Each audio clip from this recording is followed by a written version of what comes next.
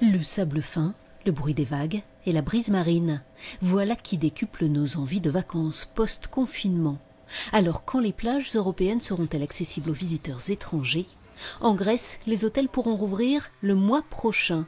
Mais c'est à partir du 1er juillet que les vols internationaux pourront à nouveau desservir les destinations touristiques. Des tests de dépistage seront effectués sur nos visiteurs de façon aléatoire, a expliqué le Premier ministre, et nos protocoles sanitaires devront être respectés, sans que cela ne fasse de l'ombre à notre ensoleillement et au charme de la Grèce.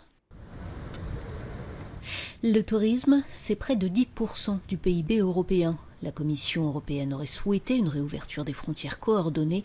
Ce ne sera pas le cas et certains iront plus vite que d'autres.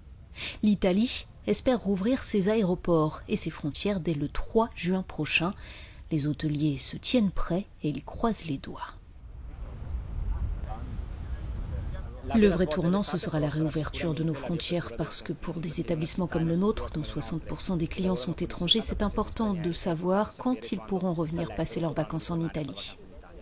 En France, la plupart des plages sont rouvertes aux promeneurs et certaines à la baignade. Quant au retour des touristes étrangers, il n'est pas encore prévu. Seuls peuvent entrer sur le territoire les Européens qui y résident et certaines catégories de travailleurs.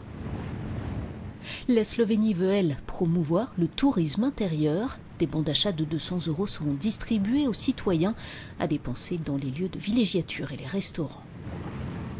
En Espagne, ce sont sans doute les îles qui seront rouvertes aux étrangers dans un premier temps. Dans l'un des pays d'Europe où le confinement a été le plus rigoureux, le retour progressif à la normale se fait région par région. Barcelone, durement éprouvée par le coronavirus, a rouvert ses plages et ses parcs, mais seulement aux résidents. Ici, ça a plus de charme quand il y a peu de gens, confie cette Barcelonaise. Normalement, je ne viens pas sur ces plages, je vais plutôt sur la Costa Brava ou la Costa Dorada.